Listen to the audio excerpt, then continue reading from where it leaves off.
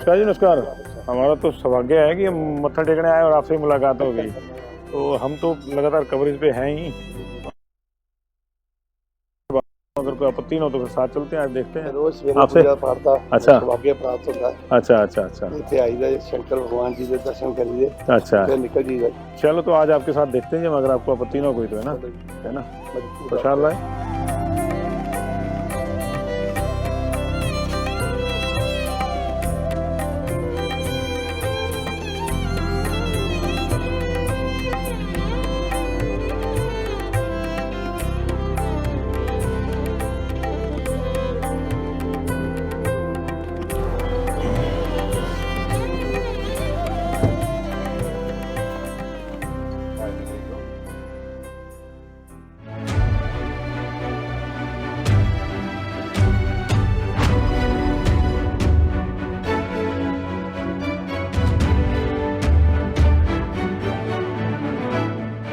नमस्कार। आज हम एक बार फिर से हिमाचल प्रदेश में हैं और लगातार, जैसे कि आप जानते हैं, आप हमारे सारे कार्यक्रम देख रहे हैं, हम दावेदारियां जांच रहे हैं, हिसाब किताब ले रहे हैं। सुबह सुबह जब जालंधर से हमने एंटर किया हिमाचल में, तो शिवबाड़ी के दर्शन करने का सौभाग्य मिला और वहीं पे हमें गगरेट के विधायक राजेश ठाकुर जी मिले। तो हमने सोचा कि क्यों ना आज उनसे हिसाब किताब जो है उनका लिया जाए कि उन्होंने पिछले 5 साल में क्या क्या किया। तो एक एक करके सारी बातें लेंगे। इस समय हमें वो स्वां के किनारे लाए हैं और हमारे साथ हैं राजेश जी। बहुत बहुत स्वागत है आपका पंजाब केसरी टीवी में। और मैं जानना चाहता हूँ कि आप सुबह सुबह हमारे को यहाँ क्यों लाए हैं और यहाँ क्या बड़ा आपने किया है या होने वाला है। ये इस इलाके की बहुत पुरानी मांग थी, लोहारली चुरूडू ब्रिज। कई सरकारें आई, कई सरकारों से वादे किए, परंतु वो पूरे नहीं कर सके। आज ये लोहारली चुरूडू ब्रिज है जिसकी मांग को पूरा किया गया डबल इंजन की सरकार ने। और आज माननीय जयराम ठाकुर जी की और माननीय अनुराग जी की कृपा से ये पुल बनने जा रहा है और इस पुल से 26 किलोमीटर का सफर जनता का खत्म होगा। कहाँ से कहाँ के लिए? ये यहाँ से ईशपुर जाते थे, ईशपुर से चलेड़ा आते थे, चलेड़ा से घूम के आते थे। अच्छा जी। स्वां में पानी इतना आ जाता था कि यहाँ से कोई भी गाड़ी नहीं गुजरती थी। ऊना जाने के लिए? ऊना जाने के लिए। अच्छा जी। बाबा बालकनाथ जाने के लिए, चिरूडू जाने के लिए, चिंतपूर्णी जाने के लिए। अच्छा जी। ये सबसे शॉर्ट रोड है और सामने यहाँ चिरूडू है। अच्छा जी। और लोहारली चिरूडू ब्रिज पुल बनने से 26 किलोमीटर इधर से भी घूम के हमें गगरेट से ही जाना पड़ता था इन लोगों को। अच्छा जी। उधर वालों को उधर से घूम के जाना पड़ता था। ये बीच में जब पुल बन जाएगा ये सेतु का काम करेगा और 1 किलोमीटर के बाद हम चिरूडू पहुंच जाएंगे और हमारा ऊना का सफर भी आधा पौना घंटा कम हो जाएगा। और ये गगरेट के हर गांव को इसका लाभ मिलेगा। गुगलैड़ से लेकर ईशपुर से लेकर जितने गांव हैं और हमारे जितने भी गणू मदवाड़ा से लेकर पंचायतें जितनी भी जुड़ती, मंबोटा, जितने भी जो लोग ऊना जाते थे, बाबा बालकनाथ जाते थे, बिलासपुर जाते थे, उनके लिए सबसे शॉर्ट रोड। और जो गगरेट में ट्रैफिक की प्रॉब्लम थी वो भी सॉल्व हो जाएगी। वो भी सॉल्व हो जाएगी। वो सॉल्व हो जाएगी। पुल निश्चित तौर से राजेश जी जोड़ने का काम करते हैं। अगर हम पिछले 5 साल की बात करें तो और कितने छोटे बड़े पुल जो हैं या मेन जो है वो आपने बनवाए होंगे यहाँ पे? मैंने जो मेन हाईवे है हमारा ईशपुर से लेकर गगरेट से जुड़ता है, इस पर 3 पुल बन रहे हैं, जिसका 2 का मैंने उद्घाटन भी कर दिया अपने बनाने के बाद। अच्छा जी। और एक पुल अभी मवा सिंधिया में बन रहा है बरसात के कारण। और इसके अलावा छोटे मोटे पुल जो गांव के थे वो भी बनाए। हाँ जी, इंटर करते थे वो, उनको भी जोड़ा गया। जी जी जी।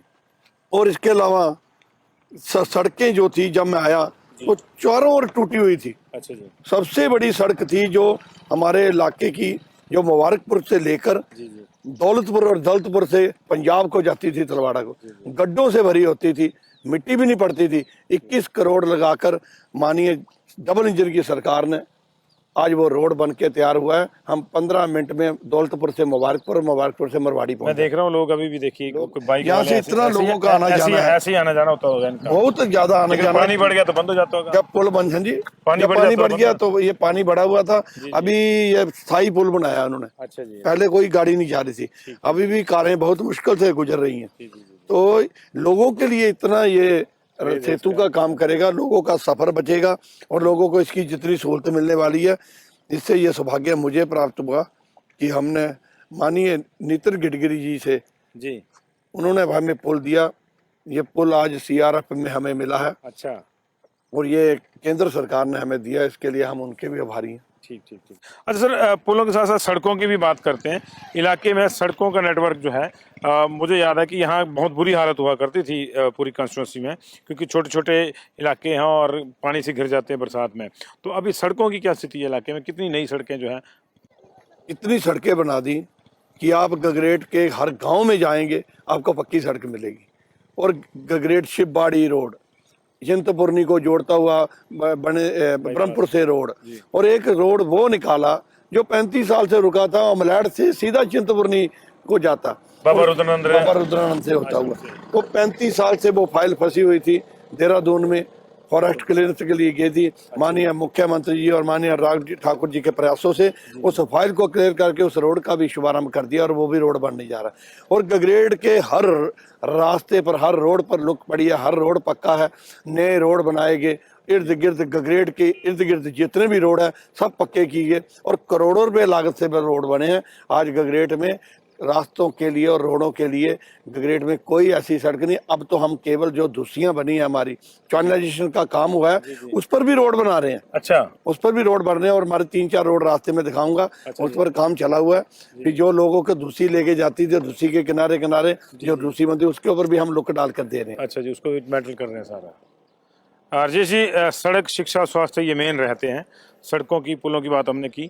अगले सेगमेंट में हम चाहेंगे कि आप हमको जो है स्वास्थ्य और शिक्षा वाला भी जो है वो मामला बताएं। तो पहले सेगमेंट में आपने देखा कि एक बहुत बड़ा पुल, जो चुरुड़ू लोहारली पुल इसको बोलते हैं, जैसे कि अभी आपने देखा भी, लोग कितनी मुश्किल से यहाँ से गुजरे होंगे, ये बन जाएगा। तो उन्होंने कहा कि 26 किलोमीटर का जो है सीधा सीधा कट लग जाएगा, सीधा सीधा शॉर्टकट हो जाएगा, टाइम बचेगा, ऊर्जा बचेगी, पैसा बचेगा लोगों का, और लाभ मिलेगा। हमारा कार्यक्रम जारी है, हिसाब किताब हम लगातार ले रहे हैं राजेश ठाकुर से। दिन भर उनके साथ रहेंगे, देखते रहिए पंजाब के सिटी।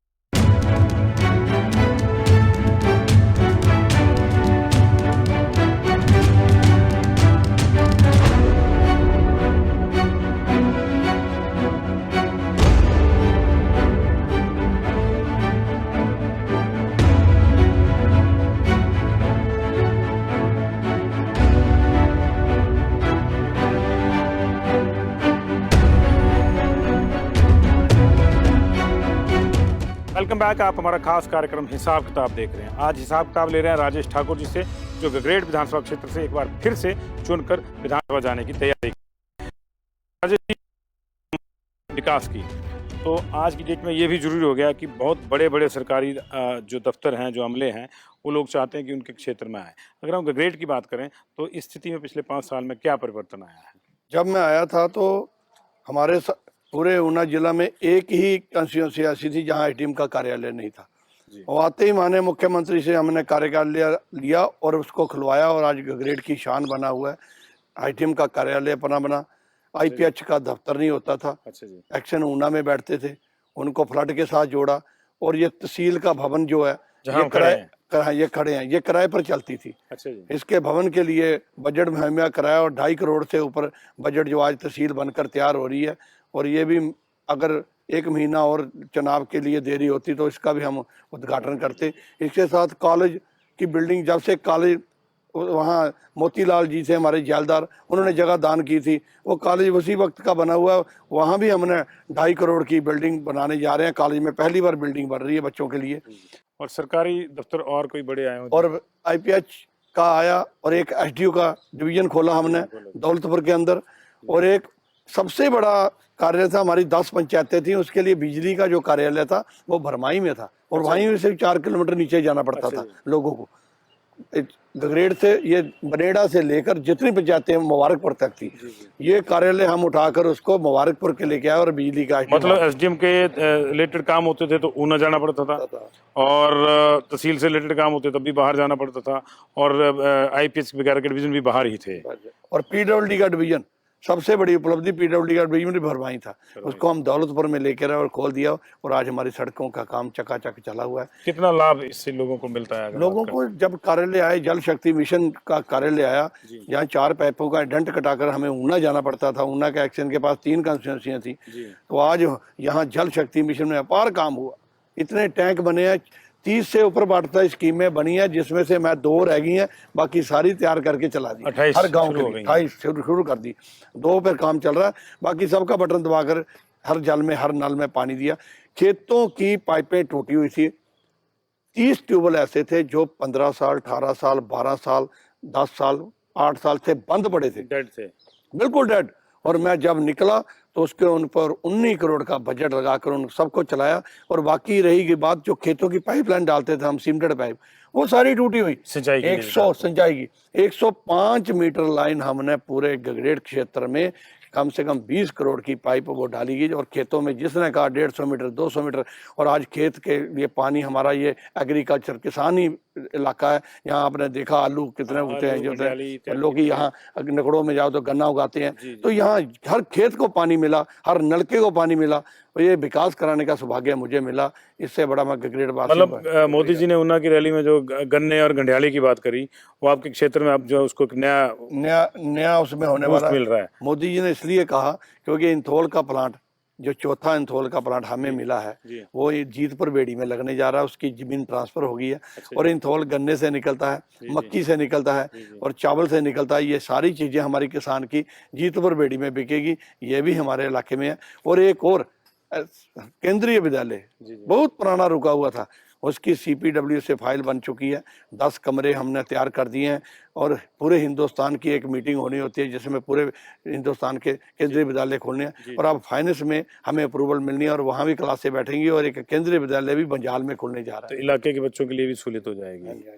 और स्कूलों के लिहाज से देखें तो कितने स्कूल अपग्रेड कराए होंगे, क्योंकि ये भी एक मसला रहता है गाँव के। स्कूल भी अपग्रेड कराए, साइंस ब्लॉक भी चलाए, आर्ट्स ब्लॉक भी चलाए, और बहुत से जो डिमांडें आती गई उनके लिए कमरे, उनके लिए व्यवस्था।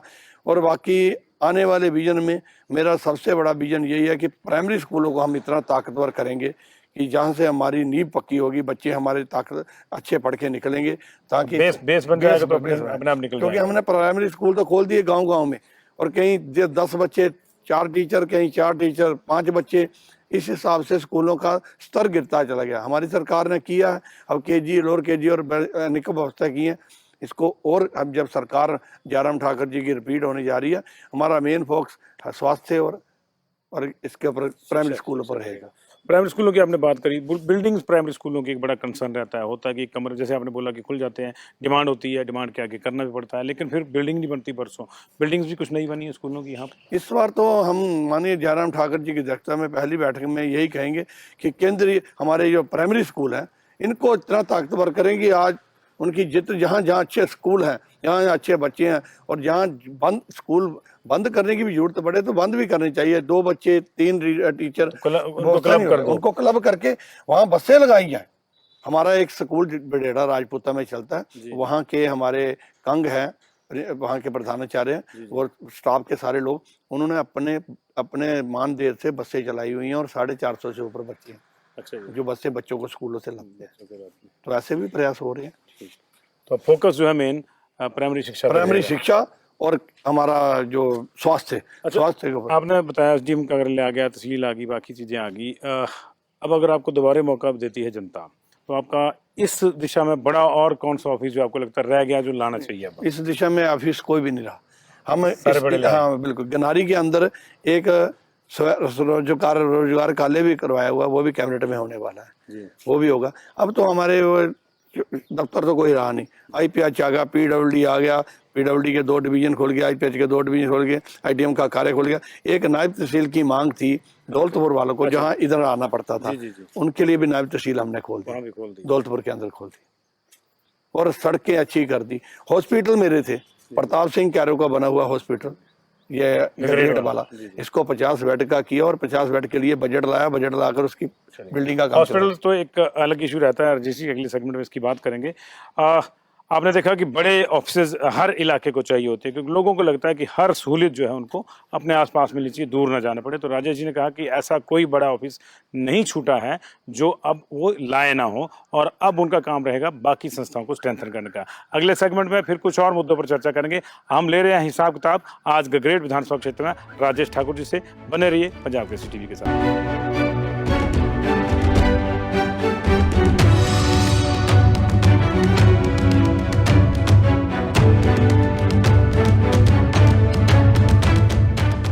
बैक।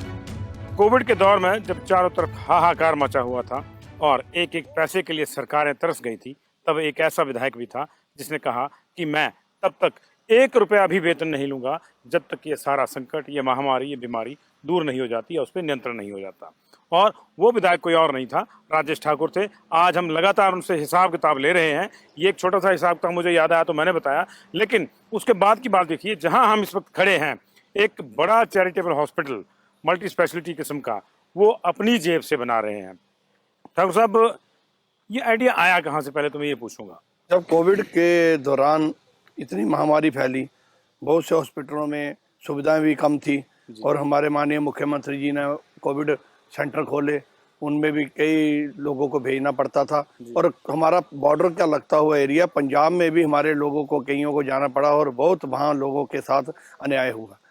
और ये फिर उस वक्त हम कोविड में सब लोगों के फ़ोन लेते थे, उनके लिए एम्बुलेंसें भी मुहिम कराई, उनके सब्जी दवाई सब पार्टी की ओर से भी हमें निर्देश था और हमारे कार्यकर्ता भी सब लगे हुए थे। फिर हमने सोचा इस सरकारी तंत्र में कई बार सुविधा रह जाती हैं। अगर एक्सरा मशीन है तो व्यक्ति चलाने वाला नहीं होता, अगर अल्ट्रासाउंड आ जाए तो व्यक्ति नहीं होता। तो हमारे लोग रोज होशियारपुर में जाते हैं और लाखों रुपए लोग वहां भर के आते। फिर यह जगह थी, यहाँ हमारे कुछ लोगों ने मिलकर हमने योजना बनाई कि क्यों ना यहाँ हर मशीन, हर एक्सरा, हर अल्ट्रासाउंड, हर मशीन यहाँ लगे और लोग यहाँ से सुविधा लें। और यहाँ एक मेडिकल स्टोर खुलेगा। 3 एम्बुलेंसें हमारी लगातार चल रही हैं जब से कोविड है। अच्छा, तब से चल रही हैं। हम बेरकार जाती है, चंडीगढ़, लुधियाना, जलंधर, वो सब जाती है। और जिसको जरूरत पड़ती है हमारे अपने लोगों से संपर्क करके हमारे पार्टी के कार्यकर्ता जैसे कहते हैं वो गाड़ियां भेज दी जाती है। निःशुल्क सेवा है। निःशुल्क सेवा। और ये उसी सेवा का अभाव है कि अब यहाँ हमारे इलाके के 4 बड़े डॉक्टर हैं। फोर्टी में है जसवाल जी। अच्छा जी। एक हमारे पेट के डॉक्टर हैं बहुत बड़े, चंडीगढ़ पीजीआई में। ऐसे ही हमारे इलाके के बहुत से सुविधा ने। और मेरी बेटी भी एमडी कर रही है। अच्छा जी।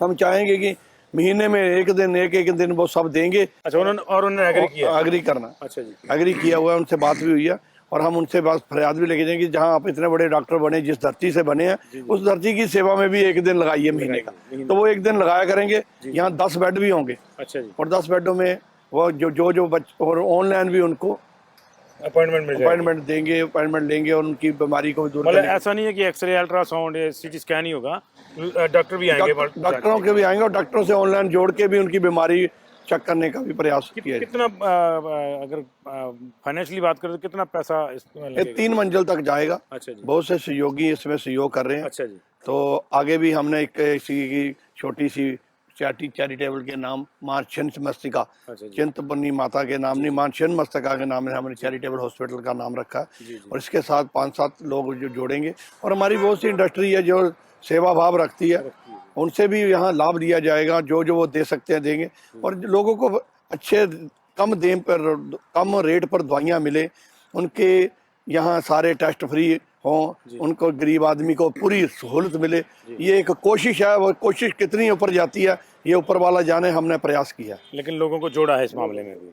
अच्छा, एक बात और है, ये तो है कि आपने अपने स्तर पे शुरू किया, कुछ और जो सक्षम लोग हैं वो यहाँ सहयोग दे रहे हैं, उनको भी लगा कि प्रोजेक्ट अच्छा है।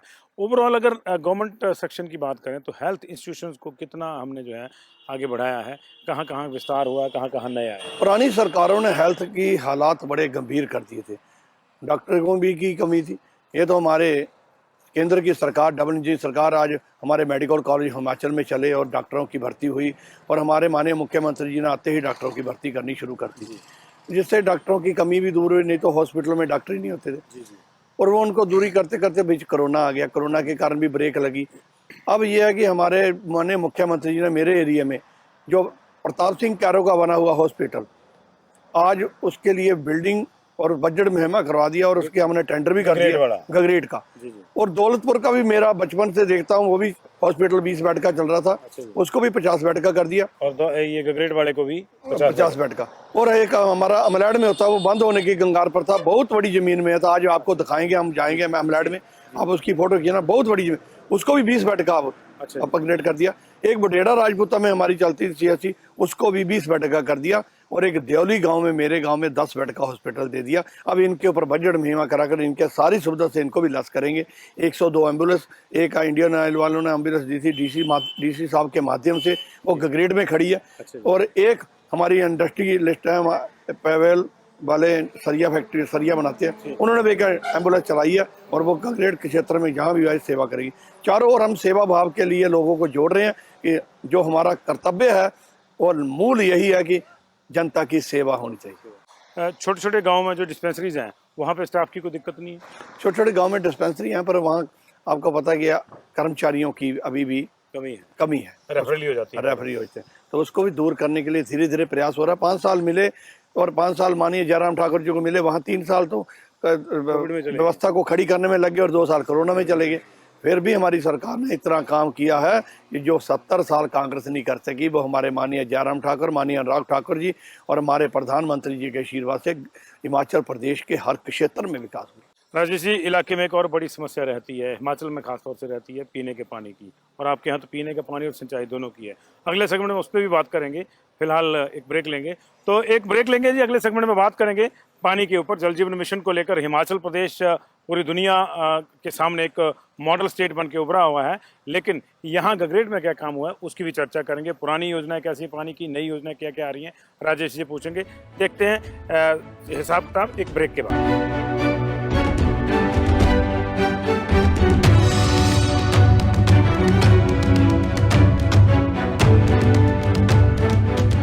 Welcome back.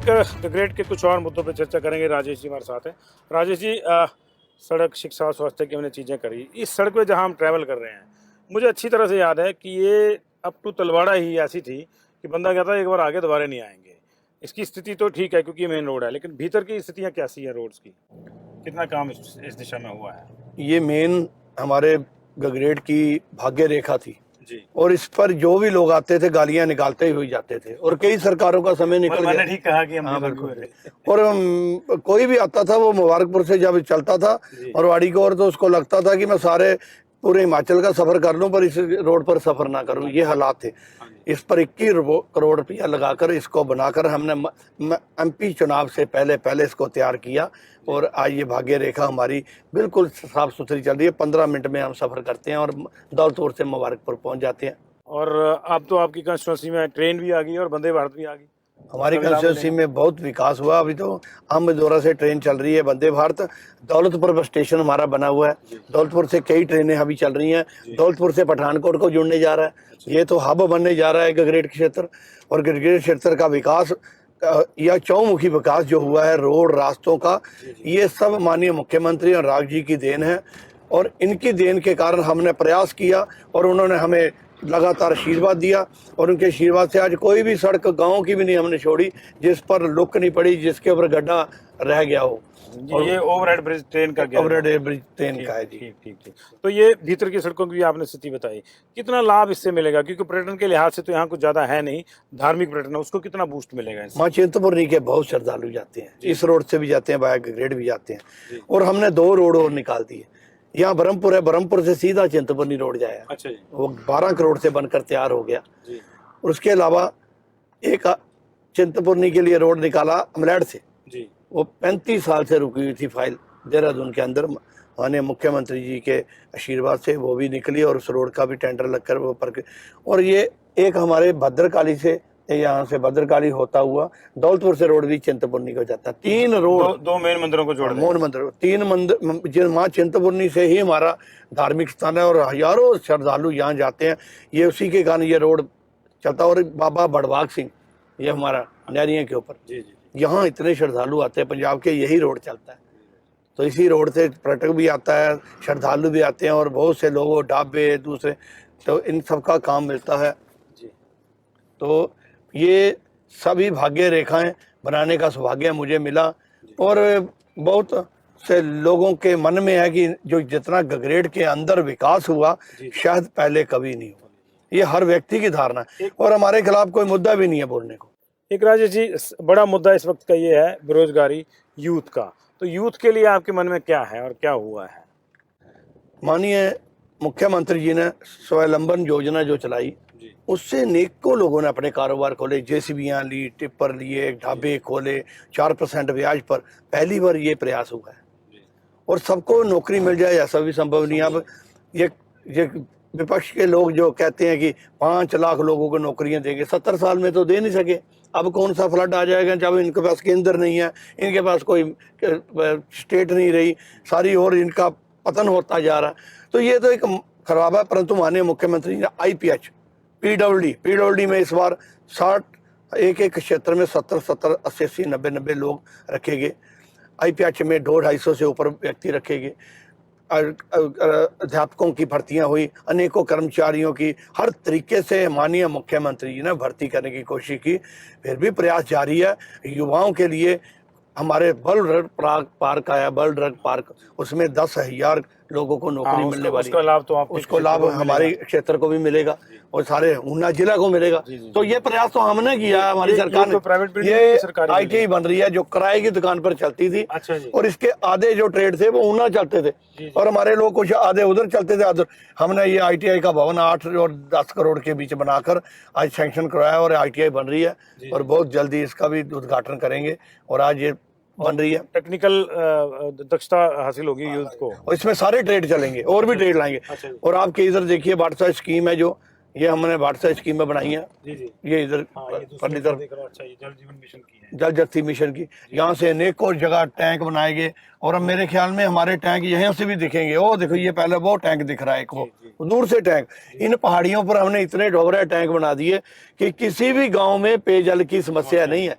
और हमने, जब मैं आया था तो मुझे सोने नहीं दिया था लोगों ने, हर गांव में पानी की समस्या थी। और हमने इस 4-5 साल के प्रयास में 30 से ऊपर वाटसा स्कीमें बनाई हैं और 26 चला के दिए लोगों को, और हर गांव की लग करके दिए। अमलैड की आग, बुगलैड की लग, बडेड़ा राजपूत, तो एक जहाँ वाटसा स्कीम बन रही है और वहाँ चालू नहीं है और देनी है। MLA परोटी बैठा है। बाकी हर गांव को जोड़ दिया।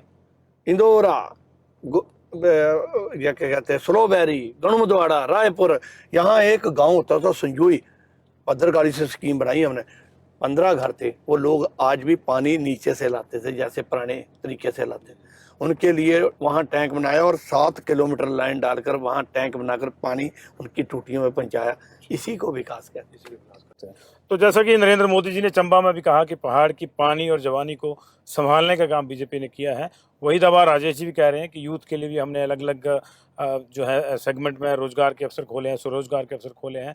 पानी के सिलसिले में बड़ा काम किया, चाहे वो पीने का पानी हो या फिर वो सिंचाई का पानी हो। ये अगले सेगमेंट में कुछ और मुद्दों पर चर्चा करेंगे। देखते रहिए हमारा खास कार्यक्रम हिसाब किताब।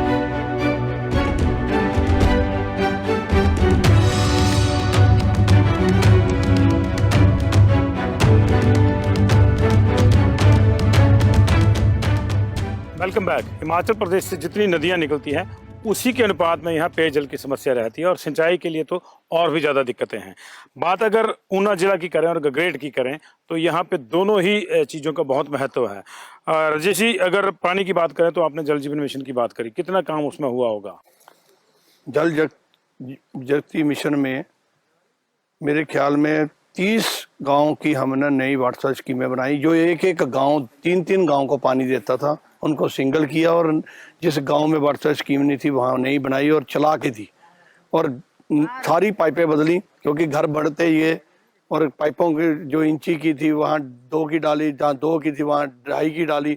ऐसे पाइपों का भी साइज बढ़ाया गया और नलके बढ़ते गए तो नलके मिल गए। और जल शक्ति मिशन में 5262 नलके हमने पूरे गगरेट क्षेत्र में नए लगाए और नई पाइपलाइनें। ये पुराने कनेक्शन से अलग है, 6000 के आसपास। और बहुत से ओवरहेड टैंक बने। गांव-गांव में पेयजल की समस्या इतनी थी कि मेरी जहां भी जाता था बस गांव में पेयजल की समस्या ही बताते थे लोग। तो हमने वो 5 साल के कार्यकाल में, जहां 2 साल कोरोना का निकल जाए, तो 3 साल में हमने सारी स्कीमें चलाकर और हर महिला, हर मातृशक्ति के घड़े में पानी दिया और उनके नलके में पानी दिया, रसोई में पानी पहुंचाया, रसोई में पानी। और ऐसी स्कीमों का ऐसे घरों में पानी पहुंचाया जहां लोग आज भी नीचे से भर के पानी लाते थे, जो पुराने जमाने के लोग ऐसे घड़े लाते, सिर पे उठा के घड़ा ले जाते हैं। संजोई गांव है या भद्रकाली स्कीम से, वो संजोई गांव है, 6-7 किलोमीटर पाइप लाइन डाल के नीचे से स्कीम ला के पानी दिया उनको। तो ये तो नई स्कीमों की बात है। पुरानी जो स्कीम है उनकी क्या स्थिति है? सबसे बड़ा ये मैं जहाँ खड़ा हूँ, ये एक ऐसी स्कीम है 1962 में प्रताप सिंह कैरो के टाइम के समय में बनी थी, 6 दशक पुरानी। 6 दशक पुरानी। और उस वक्त क्या विजन होगा माननीय मुख्यमंत्री जी का कि 12 किलोमीटर दूर से यहाँ पानी टैंक में लाया गया, ग्रेविटी से पाइप डालकर, और यहाँ से 27 गांवों को पानी दिया गया। और उस वक्त इस स्कीम को बनाने के कहते 5 वर्ष लगे थे, और पाइप भी मैनुअल काम चला था। 27 गांव बोटा था। लिफ्ट स्कीम जैसी तो कोई कांसेप्ट ही नहीं था उस जमाने में, ग्रेविटी वाला था। ग्रेविटी नहीं था, मोटरें थी नहीं, बिजली थी नहीं, तो ये ग्रेविटी से ही पानी जाता था। तो अभी क्या स्थिति है जिसकी? अब ये स्कीम जब हमने देखी तो माननीय हमारे आईपीएच मंत्री महेंद्र सिंह जी आए, बड़े खुश हुए। तब उन्होंने कहा कि इसको दोबारा सौंदर्यीकरण किया जाए, और जो पाइपलाइन पड़ी हुई है आज कितने वर्ष हो गए हैं, 62 से लेकर, आधी लीक है, पानी पूरा नहीं पहुंचता, वो सारी पाइपलाइन बदली जाएगी। 6 करोड़ रुपया इसके ऊपर मंजूरी मिल चुकी है, काम चला हुआ है, और बहुत जल्दी टेंडर लगने के बाद वो सारी पाइपलाइन लगेगी। यहाँ पानी का विस्तार बढ़ेगा, और ये जो स्कीम चल रही है जहाँ ना बिजली खर्च होती है, ना मोटर लगती है, नेचुरल पावर से पानी, और बढ़िया पानी जो पहाड़ों से निकलता है। अभी कितने गाँव को इसका पानी जाता होगा? अभी 7-8 गांव में पानी जाता है। पहले 27 को जाता, पहले 27 को जाता, अभी भी 8 गांव में पानी जाता है। तो रिवाइव करेंगे तो बढ़ेगी। 3 टैंक बने हैं, यहाँ से टैंक जाता है दूसरे टैंक में, दूसरे टैंक से तीसरे टैंक से, फिर फिल्टर होकर बड़े टैंक में बढ़ता है, बड़े टैंक से दौड़ता हुआ पानी नीचे को जाता है। और अभी भी ये ग्रेविटी से चलती है? ग्रेविटी से चलती है। ठीक। इस तरह की कुछ और स्कीमें भी आपके पास पुरानी जो पड़ी थी? इस तरह की एक और स्कीम है हमारी जो में। अच्छा जी। वहाँ भी ये चलती है। तो मतलब इस दिशा में ऐसा नहीं है कि नई स्कीमें लगाई, पुरानी को भी पुरानी को भी हमने पुरानी को सुधार इसका इतना बड़ा करेंगे कि कभी जब भी हमारी दूसरी स्कीमें फेल हो जाए, हेरिटेज हो जाएगी ये तो ये डायरेक्ट हो जाएगी, हेरिटेज हो जाएगी। चलिए राजेश जी, अच्छा लगा, हमने दिन भर आपसे हिसाब किताब लिया, आपने कई चीज़ों का हिसाब किताब दिया, और कई चीज़ों का जो है निश्चित तौर से आप लोगों को भी दे रहे हैं। लोगों से मेरे को याद आया, एक तो है कि हम पूछ रहे हैं आपसे कि आपने क्या क्या किया, लेकिन लोगों को कैसे आप बता रहे हैं कि हमने ये किया है? मैंने हर गांव का पॉम्पलेट लक्ष्य पाया। अच्छा जी। जो बड़े काम किए पहले पेज पे रखे, और जिस गांव के जितने काम किए, चाहे मैंने पंचायत का रास्ते में पैसे दिए, चाहे पाइपलाइन डाली, चाहे खेत की लाइन डाली, चाहे सड़क बनाई, चाहे होदियां बनाई, चाहे उस गांव में कोई डिस्पेंसरी जो कोई बिल्डिंग बनाई, जो स्कूलों को कमरे दिए, 5 वर्ष में किया है, ये मेरा हिसाब है। अच्छा, कि किसी को लगे कि इसमें नहीं है कुछ, तो समझ में आ जाएगा कि नहीं है। जो रह गए उसके लिए हमने वचनबद्ध है कि हम फिर करेंगे। सरकार माननीय मुख्यमंत्री जी की रिवाज बदलने जा रही है, तो केंद्र में सरकार हमारी है। तो आपने कहा कि जो रह गए वो करेंगे।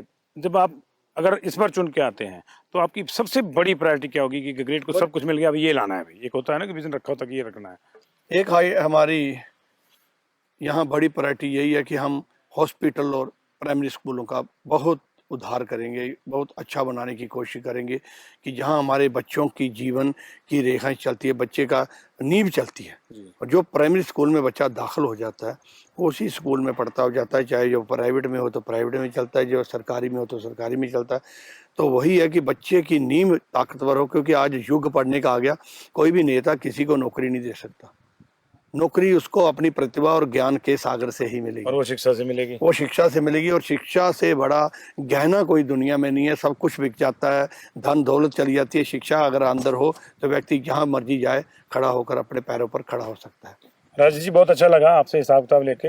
उम्मीद करते हैं कि लोगों को भी आपका ये काम पसंद आया होगा, और वो भी जो है अपने ढंग से जो है उसको रिवर्ट करेंगे। तो राजेश जी ने 2 चीज़ों की बात करी कि अगर आप दोबारा चुनकर आते हैं तो 2 चीज़ों पे फोकस रहेगा। एक तो ये कि स्वास्थ्य पे, और दूसरा शिक्षा पे, खासतौर से प्राइमरी शिक्षा पे। कंसेप्ट साफ है, स्वस्थ तन होगा और बिल्कुल शिक्षित दिमाग होगा तो नेचुरली अपने आप चीज़ें आगे बढ़ती जाएंगी और ज़्यादा समस्या मनुष्य को नहीं आएंगी।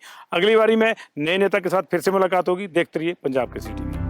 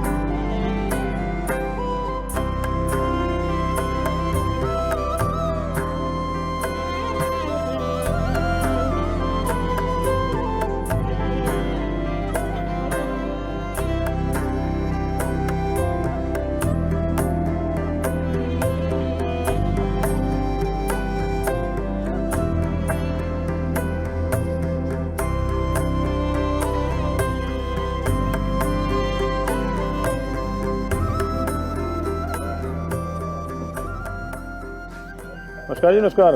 हमारा तो सौभाग्य है कि हम मत्था टेकने आए और आपसे मुलाकात हो गई।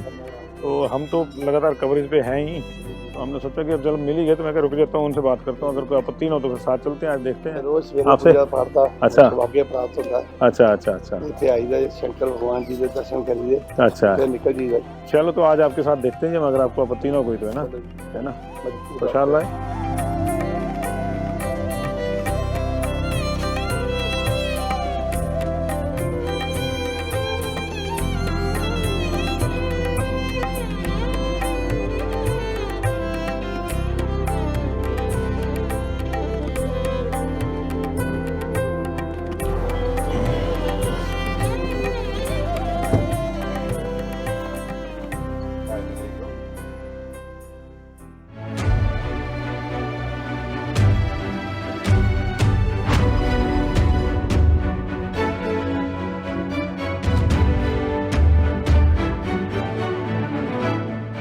नमस्कार।